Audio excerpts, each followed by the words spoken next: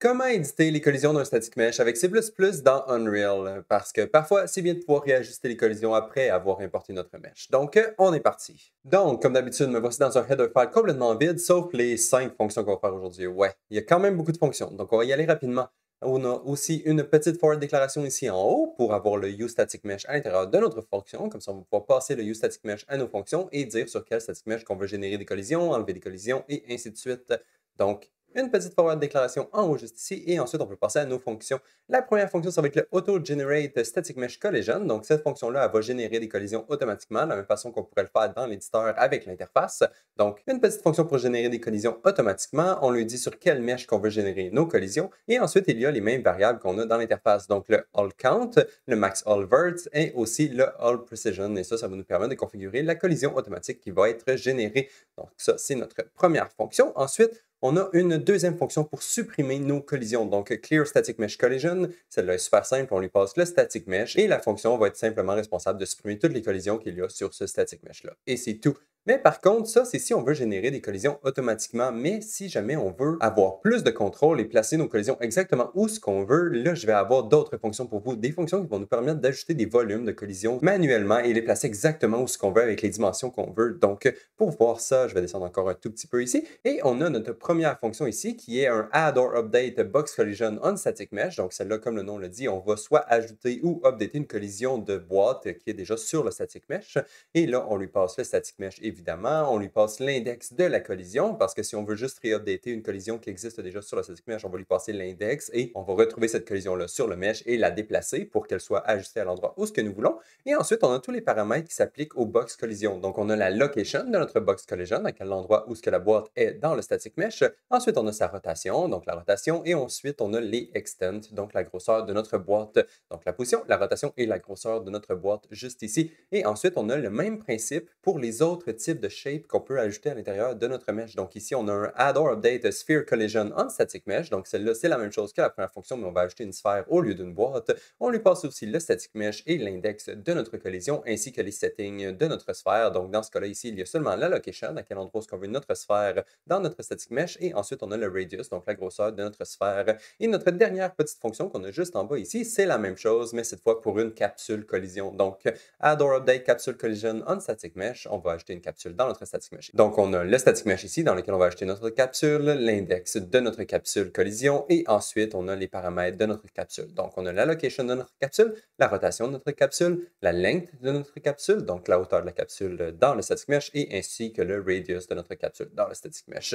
Et voilà. Donc, on a beaucoup de fonctions aujourd'hui, mais il y a beaucoup de logique qui va se répéter parce que les fonctions pour la boîte, la sphère et la capsule se ressemblent beaucoup. Donc, voilà, c'était tout pour le header file. Maintenant, on peut passer au CPP. Donc, on a notre CPP ici. Et comme d'habitude, on va commencer par les includes. Et aujourd'hui, on en a besoin de juste deux. Donc, on a le Unreal ED Globals pour pouvoir obtenir l'éditeur d'Unreal. Et ensuite, à l'intérieur de l'éditeur d'Unreal, on va pouvoir avoir accès au Static Mesh Editor Subsystem qui, lui, va faire la majorité des actions pour nous. Donc, on va utiliser l'éditeur Unreal pour retrouver ce subsystème-là qui va faire le travail pour nous. Et donc, c'est les seuls includes qu'on a besoin. Aujourd'hui, on va avoir besoin des deux modules dans notre build.cs, donc le Unreal ED et le Static Mesh Editor. Donc, on va aller faire sûr qu'ils sont dans le build.cs. Donc, j'ai mon Static Mesh Editor déjà en bas complètement ici et j'ai mon Unreal ED aussi. Donc, mon build.cs est configuré correctement. Parfait. Maintenant, on peut retourner dans le CPP et passer à la logique de nos fonctions. Et pour notre première fonction, donc le Auto Generate Static Mesh Collision, la grosse partie du travail va être faite directement par le subsystème. Donc, on n'a pas besoin de faire grand-chose. La première chose que je vais faire, c'est m'assurer que le Static Mesh qu'on reçoit en input est valide parce qu'on ne veut pas essayer de générer des collisions sur un static mesh qui n'est pas valide. Donc, s'il est égal à nul, je vais retourner immédiatement parce que le static mesh n'est pas valide. Ensuite, une fois qu'on est sûr que le static mesh est valide, là, je vais essayer d'obtenir le subsystème à partir de l'éditeur. Donc, dans mon éditeur, je fais un get éditeur subsystème de type uStatic Mesh Editor Subsystem, qui est le subsystème qu'on veut, et ça va nous donner un petit pointeur vers ce subsystème-là. C'est lui qui contient toutes les fonctions qui utilisent nos static mesh. Donc, c'est pour ça qu'on passe à travers de ce subsystème-là. Et ici, évidemment, je vais m'assurer que le subsystème n'est valide parce que s'il n'est pas valide, évidemment, je ne peux rien lui demander. Donc, s'il est égal à nul, je vais retourner immédiatement. Donc là, on est sûr que le static mesh est valide, on est sûr que le subsystème est valide, et maintenant, on peut simplement lui dire de faire son travail, et c'est aussi simple que ça ici. Donc, dans notre static mesh editor subsystem, on lui demande de faire un set set convex decomposition collisions, et ça, c'est la même chose que de créer une collision automatique dans l'éditeur. On lui passe le static mesh sur lequel on veut ajouter notre nouvelle collision, le hull count, le max hull burst et le hull precision, qui sont les trois variables qu'on a reçues en input. Et cette fonction-là va simplement générer la collision pour nous. Et elle va aussi nous dire si jamais il a été capable de faire le travail ou non, et ça va le mettre directement dans notre petit booléen ici, qu'on va pouvoir simplement utiliser pour dire à l'utilisateur si jamais ça a été un succès ou non, dépendant de notre petit booléen, voir si ça a bien fonctionné. Et en fait, c'est tout. Ça, c'est notre première fonction qui nous permet de générer des collisions automatiquement. Et en fait, le travail est tout fait entièrement par Unreal, donc on n'a rien à faire pour cette fonction-là. C'était super simple. On peut passer à la prochaine. Donc, ça va être très similaire pour la fonction de Clear Static Mesh Collision parce que, encore une fois, le subsystème contient toutes les fonctions qu'on a besoin. Donc, on va simplement, encore une fois, s'assurer que le Static Mesh est valide ici. On va obtenir le Static Mesh Editor Subsystem, encore une fois, donc JEditor, getEditor Subsystem, le Static Mesh Editor Subsystem ici. Ça nous donne une petite variable qu'on regarde si elle est valide. Et une fois qu'on est sûr qu'elle est valide, on peut simplement lui demander de retirer toutes les collisions qui sont sur le Static Mesh. Et c'est aussi simple que ça. Donc, Static Mesh Editor Subsystem, Remove Collision, Static Mesh, ça nous dit si elle était capable de retirer les collisions ou non. Et on peut se servir de ce petit booléen pour dire à notre utilisateur si jamais ça a été un succès ou non. Et c'est tout. Super simple pour retirer les collisions de notre static mesh. Donc là, on est capable d'ajouter des collisions automatiquement. On est capable de retirer toutes les collisions qui sont sur le static mesh. Maintenant, c'est le temps de voir comment on peut ajouter des collisions de formes différentes sur notre static mesh et les placer exactement où ce qu'on veut. On ne veut pas que le travail soit toujours fait automatiquement. Pour certains objets, on veut pouvoir le contrôler manuellement et c'est ce qu'on va faire juste en bas ici. Donc, je vais descendre encore une fois ici. Et ici, ça va être le Add or Update Box Collision on Static Mesh. Et comme j'ai dit, ces trois fonctions-là vont se ressembler. Donc, on va prendre plus de temps sur la première et ensuite les autres vont suivre rapidement. Je vais vous dire les quelques petites différences qu'il y a dans chacune d'entre elles. Mais la première étape, encore une fois, c'est de s'assurer que le static mesh est valide. Donc ici, on regarde si le static mesh est valide. S'il n'est pas valide, je vais retourner immédiatement parce qu'on ne peut pas générer de collision. Et ensuite, on va rencontrer la première différence qu'on a avec les fonctions précédentes parce qu'ici, on a un collision index. Et là, on veut savoir si on veut soit créer une nouvelle boîte ou utiliser une boîte qui est déjà existante dans le static mesh.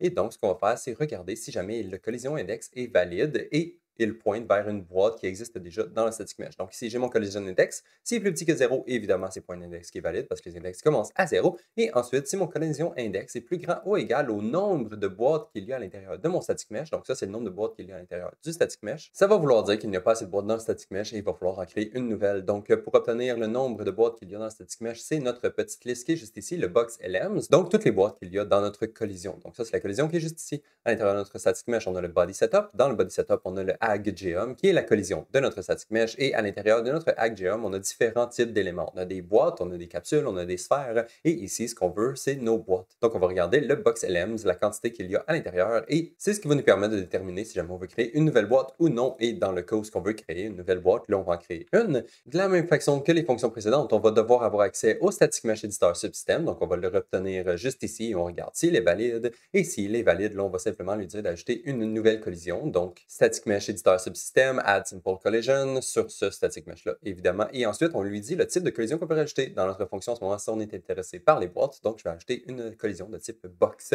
Et ça va nous redonner un index, l'index, la collision qui vient ajouter dans notre static mesh. S'il n'a pas été capable d'ajouter la collision à l'intérieur du static mesh, notre collision index ici va être égal à -1. Donc ici, je vais simplement regarder si mon collision index est plus petit que 0. S'il est plus petit que 0, ça veut dire qu'il n'a pas été capable d'ajouter la collision à l'intérieur, donc on peut retourner immédiatement. Mais par contre, s'il n'est pas plus petit que 0, là, ça veut dire qu'on a réussi à ajouter une collision à l'intérieur et maintenant, c'est le temps de la configurer comme on veut. Par défaut, la collision qui va être ajoutée à l'intérieur va englober complètement notre mesh. Donc, ça va simplement faire un bounding box autour de notre mesh, mais nous, c'est peut-être pas ça qu'on veut. Peut-être qu'on va avoir plusieurs boîtes et on veut décider où on veut les placer. Si jamais vous ne changez pas les settings de votre collision que vous venez de générer, il va avoir simplement une collision qui englobe votre mesh au complet. Peut-être aussi, c'est ce que vous voulez. Mais dans mon cas, je veux pouvoir la configurer. Donc, je vais simplement ici aller juste en bas et setter toutes les settings que je veux setter sur ma collision. Et on va le faire de cette façon. Donc, on va simplement utiliser notre collision index pour retrouver quelle boîte qu'on veut utiliser. Donc, la même façon qu'on avait trouvé notre boîte en haut ici, on va la retrouver juste ici. Donc, dans nos boîtes éléments, on va retrouver la boîte qui nous intéresse avec notre collision index. Et ensuite, tous les paramètres qu'on veut setter, c'est les paramètres qui sont ici. Donc, le center, c'est la location de notre boîte. Donc, on va lui passer la valeur de notre location.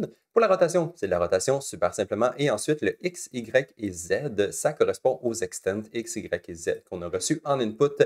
Et en fait, c'est tout. C'est comme ça qu'on set les settings sur nos collisions. Super simple, il n'y a pas de fonction à appeler, il faut juste setter les settings directement sur nos objets. Et ensuite, on peut simplement dire à l'utilisateur qu'on a réussi à créer notre boîte et la placer au bon endroit dans notre static mesh. Et on peut terminer notre fonction. Et les autres fonctions suivantes vont ressembler beaucoup à cette fonction-là. Donc, on va descendre et on va les faire rapidement. Donc, je vais descendre, descendre, descendre ici. Et même chose que les fonctions précédentes, on regarde si le static mesh est valide. Super simple. Ensuite, on regarde si notre collision index est valide ou s'il faut créer une nouvelle collision. Et évidemment, cette fois, quand on va comparer l'index qu'on reçoit en input, on va le faire avec les sphères LMs parce qu'on ne veut pas savoir combien il y a de boîtes à l'intérieur de notre collision, mais savoir combien il y a de sphères à l'intérieur de la collision. Donc, on va utiliser cette liste-là à la place. Et si jamais on a besoin de créer une nouvelle collision, on va simplement le faire. Donc, comme on l'a fait dans la fonction précédente, on obtient notre subsystème et on va regarder si elle est valide. Si elle est valide, on va simplement lui dire d'ajouter une nouvelle simple collision à l'intérieur de notre static mesh, le static mesh qui est ici. Et cette fois, on va lui dire d'ajouter une sphère. Ça va l'ajouter à l'intérieur de notre sphère LMs list ici. Et ça va nous retourner l'index de la sphère qui vient d'être ajoutée. Si notre index n'est pas valide, évidemment, je vais retourner immédiatement parce que je n'ai pas été capable d'ajouter ma collision. Mais si jamais l'index est valide, là, c'est le temps de la configurer parce que même chose que le cube, en ce moment, si on ajoute une sphère et qu'on ne la configure pas, ça va simplement englober tout le mesh au complet. Et dans notre cas, on va la placer où ce qu'on veut. Donc, je vais le faire de cette façon ici. Même chose que dans la fonction précédente, on va regarder dans nos sphères LMs, donc toutes les sphères qu'il y a dans notre collision. On prend la collision index ici et on peut l'utiliser pour setter notre center et notre radius qui sont dans le fond les variables qui correspondent à notre location et notre radius qu'on a reçu en input. Et c'est aussi simple que ça. Maintenant, on peut dire à l'utilisateur que ça est un succès. On a rajouté une sphère à l'intérieur de notre collision.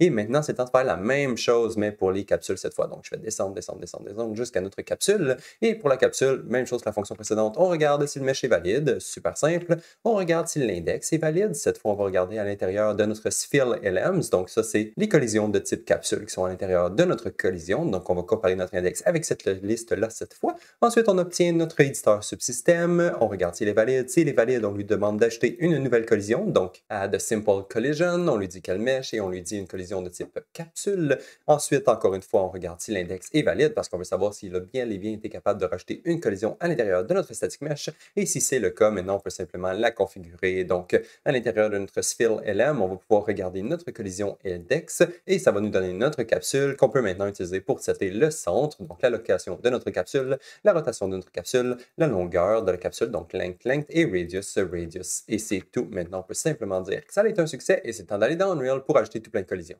Et je suis donc dans Unreal, comme d'habitude, dans une scène relativement vide avec seulement un mesh à l'intérieur. Le petit arbre qu'il y a ici, c'est le mesh que j'ai juste en bas et c'est le mesh sur lequel on va ajouter nos collisions. En ce moment, on peut voir qu'il n'y a aucune collision sur mon mesh. Si j'ouvre mon mesh, ici, on peut voir que les collisions primitives sont égales à 0. Et même chose dans mon level ici, j'ai coché la case pour afficher les collisions. Donc, la collision ici est cochée. Donc, quand on va ajouter des collisions sur notre mesh, il devrait être dessiné dans le viewport. Et en ce moment, il n'y a rien de dessiné parce qu'il n'y a pas de collision sur mon mesh, évidemment. Et comme d'habitude, on va utiliser un petit widget pour ajouter nos collisions. Et en fait, vous allez voir le widget, il fait un petit peu peur. En fait, il a de l'air très compliqué vu comme ça, mais au final, c'est relativement simple. C'est juste parce que j'ai beaucoup de variables qu'il est possible de passer à notre code et j'ai décidé de toutes les ajouter dans notre interface. Donc, ça fait beaucoup de spinbox ici. Toutes les spinbox qui nous permettent de passer des valeurs à nos 5 fonctions qu'on a codées aujourd'hui. Donc, ici, en haut, j'ai simplement les 3 variables qu'on peut passer à la fonction generate collision. Ensuite, j'ai toutes les variables ici pour la fonction add or update box collision. Ensuite, toutes les variables pour le add or update sphere et finalement, toutes les variables pour la capsule. Et enfin, à la fin ici, j'ai simplement le bouton pour clear collision. Lui, on n'a pas besoin de lui passer des variables, évidemment, parce qu'il fait simplement supprimer toutes les collisions. Donc, on peut voir que l'interface est un petit peu chargée parce qu'il y a beaucoup de spinbox, mais au final, c'est simple. On fait simplement passer des chiffres à nos différentes fonctions. Et c'est ce qu'on va voir ici quand on va dans le graphe. Quand on clique sur nos boutons, ça appelle simplement les fonctions qu'on a codées aujourd'hui. Et en fait, ici aussi, c'est chargé parce que j'ai essayé de tout faire rentrer tout dans un seul écran. Donc, vous voyez ici tous les nodes qu'on a. C'est vraiment toutes les nodes que j'utilise. Donc, il n'y a pas de nodes cachées. En fait, il y a les nodes à l'intérieur de ces petites fonctions-là, mais ce n'est pas vraiment importante. Bref, on fait simplement appeler nos 5 fonctions qu'on appelle aujourd'hui. Donc, le auto-generate static mesh collision, box collision, ensuite clear le collision qui est ici, et ici j'ai le sphère et j'ai le capsule. Et on fait simplement passer toutes les valeurs de nos spinbox à l'intérieur de ces fonctions-là. Donc, ici j'ai les variables pour le generate collision. Donc, c'est les 3 premières spinbox dans mon interface. Et ensuite, j'ai toutes les autres spinbox qui sont dans mon interface. Évidemment, pour toutes mes fonctions, j'utilise le même mesh. Donc, j'ai simplement seté mon mesh ici 039 myMesh, qui est l'arbre que je vous ai montré précédemment. Même chose pour le clear ici et toutes les autres. Et comme ça va faire qu'on va toujours modifier le même mesh, peu importe la fonction qu'on appelle. Bon, donc ça, c'était un overview de l'interface. Maintenant, on va aller essayer, voir si ça fonctionne. Donc, je vais ouvrir mon éditeur utilité interface. Et ici, on peut voir que mon interface vient d'ouvrir en haut à droite et ça devrait affecter l'arbre que j'ai dans mon monde ici. Donc, on va commencer simplement par un generate collision. Ça devrait générer les collisions et voilà, vous pouvez voir, je ne sais pas si vous voyez, mais il y a des collisions autour autour de mon arbre. Et ensuite, on peut essayer le clear. On voit que ça le clear les collisions, donc il n'y a plus de collisions. Je peux régénérer des collisions. Je peux changer les settings pour générer des collisions différemment. Ah, ça n'a pas rien changé. Je vais essayer de changer ça ici. Ah, ça a changé les collisions un tout petit peu. On voit que ça ajuste mes collisions dépendant des settings que je passe. Et voilà, les collisions sont un petit peu plus fidèles à mon arbre. Si je baisse un peu, ça donne le même résultat que quand on génère les collisions directement à l'intérieur du static mesh. Donc, ça donne le même résultat ici. Donc, au moins, ça fonctionne. Ensuite, on peut aussi tester, voir ce que ça donne quand on utilise les autres fonctions. Donc, pour acheter une boîte, je vais cliquer sur le bouton et voilà, on voit que ça a acheté une petite boîte juste ici. Ensuite, je la trouve un petit peu petite. Donc, je vais essayer de la grandir. Donc, je vais grandir ma boîte, grandir ma boîte, grandir ma boîte et clique sur le bouton encore une fois. Ça devrait... Oh, OK. Ça n'a pas réupdaté ma boîte parce que l'index ici que j'ai en haut, il est encore égal à -1. Donc, il ne correspond à l'index de ma boîte qui était déjà dans le static mesh. Donc, ce que je vais faire, c'est incrémenter mon index. On va dire mettre à l'index 0. Et là, je vais déplacer ma boîte. Ma petite boîte qui est juste ici, en fait, je vais la ratisser parce que là, je voulais la voir quand même petite. Et je vais la déplacer pour la mettre un petit peu plus à côté cette fois. Donc, je vais faire Add or Update Box. Ça devrait déplacer ma boîte. Et voilà, ma boîte a été déplacée. Je peux la déplacer un petit peu plus loin. Et voilà, elle est un petit peu plus loin. Je peux aussi m'en créer une autre boîte. Donc, on va dire une boîte avec une rotation. Je vais la mettre un petit peu plus grande celle-là.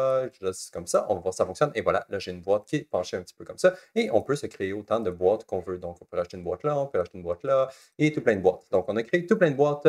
Ensuite, on va essayer la même chose pour les sphères. Donc, vous pouvez créer des sphères même s'il y a déjà des boîtes. Donc, je peux me racheter une sphère qui est juste ici. Je peux évidemment m'en créer une nouvelle un petit peu plus loin où il y a toutes mes autres boîtes. Et en fait, je peux la déplacer dans un autre axe pour qu'on soit capable de la voir un peu mieux. Donc, elle est juste ici. Je vais la monter un tout petit peu. Et voilà. Donc là, j'ai tout plein de sphères et c'est un gros bordel. Donc, je vais juste clear mes collisions et on va recommencer. Et on va recommencer avec les capsules. Donc, même chose encore une fois. Je vais me créer une capsule. OK, j'ai une capsule juste ici. Elle est un peu basse. Donc, je vais la monter. Je vais prendre l'index 0. Je vais la mettre un petit peu plus haut en Z. On va dire à cette hauteur-là. Hop, ça commence à être un petit peu mieux. Et voilà. Et voilà. C'est quand même un petit peu trop. Donc, on va la rebaisser. Voilà, ça représente un peu mieux mon arbre. Peut-être que la capsule est un petit peu trop longue. Donc, je vais baisser la length. On voit que la capsule descend un tout petit peu. La capsule descend. Ça commence à ressembler un peu plus à l'arbre. Ah, OK, comme ça. Et ensuite, on peut ajouter le radius aussi, le mettre un petit peu plus large ou un petit peu plus fin, dépendant de ce que vous voulez. Voilà. Donc, on peut voir que ça fonctionne quand même très bien. Donc, là, je vais juste me spawner une autre capsule ici pour le fun et on va tester la rotation pour être sûr que ça fonctionne. Et voilà, je tourne ma capsule et je me crée tout plein de capsules à cet endroit-là qui tournent et qui tournent et qui tournent. Et voilà, maintenant, je peux simplement clear mes collisions, me générer des collisions de base et c'est tout. Maintenant, mon mesh a des belles collisions et enfin, on peut aussi aller voir dans le static mesh lui-même si jamais vous voulez être sûr que les collisions ont bien fonctionné et sont bien dans votre mesh. Vous pouvez les afficher ici. Donc, je vais juste afficher mes collisions, simple collision juste ici et on voit que c'est les mêmes collisions qu'on avait dans notre scène, évidemment, et je peux sauvegarder mon static mesh et ça devrait sauvegarder toutes les collisions qui sont dessus. Voilà. Donc, ça va être tout pour la vidéo d'aujourd'hui et on se revoit dans la prochaine. Bye bye.